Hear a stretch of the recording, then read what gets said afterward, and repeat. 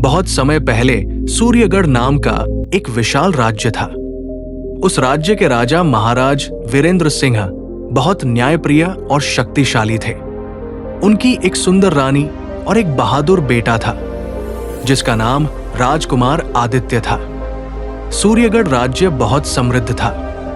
खेतों में भरपूर फसल होती थी, लोग खुश रहते थे और दूर दूर से व्यापारी वहां व्यापार करने आते थे। लेकिन उस राज्य के पास एक काला जंगल था जहां एक शक्तिशाली जादूगरनी मायावती रहती थी। कहा जाता था कि मायावती के पास भयानक जादुई शक्तियां थी।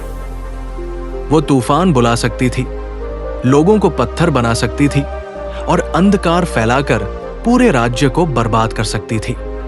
एक दिन मायावती किले में आई और राजा से बोली, महाराज, मुझे अपने राज्य में रहने की जगह दो और मुझे अपने खजाने का हिस्सा दो, नहीं तो मैं इस पूरे राज्य को श्राप दे दूंगी। राजा वीरेंद्र सिंह ने क्रोध में कहा, मैं अपने राज्य को किसी दुष्ट जादूगरनी के डर से नहीं चलाऊंगा। यह सुनकर मायावती बहुत क्रोधित हो गई। उसने अपने जादू से आकाश में काले बादल बुला लिए, बिजली चमकने लगी और उसने श्राप दिया, आज से सूर्यगढ़ में अंधकार छा जाएगा जब तक कोई सच्चा वीर मुझे हराकर मेरा जादू नहीं तोड़ेगा, तब तक यह राज्य दुख झेलेगा। उस दिन के बाद राज्य में अजीब घटनाएं होने लगी। फसलें सूखने लगी, रात में डरावनी आवाजें आने लगी और कई लोग रहस्यमयी तरीके से गायब होने लगे। राजा बहुत चिंतित हो गए। तभी राजकुमार आदित्य आगे आया और बोला, पिताजी, मैं उस जादूगरनी का सामना करूंगा और अपने राज्य को इस श्राप से मुक्त करूंगा। राजा पहले तो डर गए, लेकिन उन्होंने अपने बेटे की बहादुरी देखकर उसे आशीर्वाद दिया। राजकुमार आदित्य ने अपनी तलवार उठाई और घोड़े पर बैठकर काले जंगल की ओर चल पड़ा। जंगल बहुत भयानक था। वहां अजीब आवाजें आती थीं और कई खतरनाक जीव रहते थे। रास्ते में राजकुमार को एक बूढ़ा साधु मिला।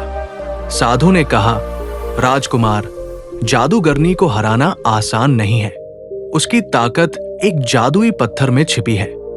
अगर तुम उस पत्थर को तोड़ दोगे तो उसका जादू खत्म हो जाएगा। राजकुमार ने साधु को धन्यवाद दिया और आगे बढ़ गया। आखिरकार वो जादूगरनी के महल तक पहुंच गया। महल बहुत डरावना था और उसके चारों ओर काले धुएं का घेरा था।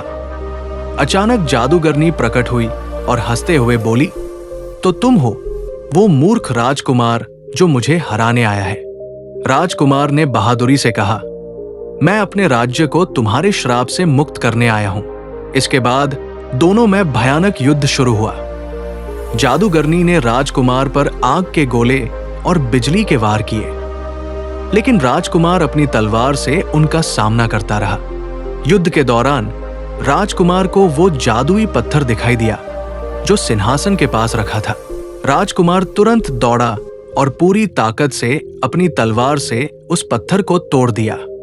जैसे ही पत्थर टूटा, जादूगरनी की सारी शक्तियां खत्म हो गई। उसका महल टूटने लगा और काला जंगल धीरे धीरे गायब हो गया। राजकुमार आदित्य विजयी होकर अपने राज्य लौट आया। पूरा सूर्यगढ़ राज्य खुशी से झूम उठा।